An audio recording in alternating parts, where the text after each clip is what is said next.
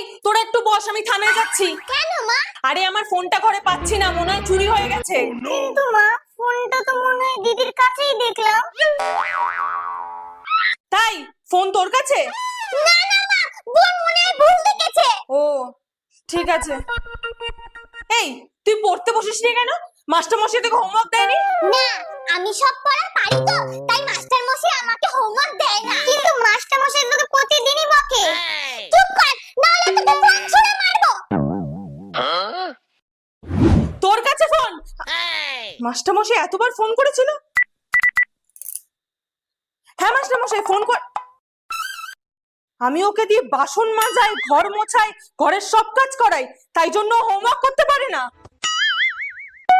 থানায় যাচ্ছিলাম ফোনের রিপোর্ট জমা করতে, এবার তোকে জমা করে আসবো। চ।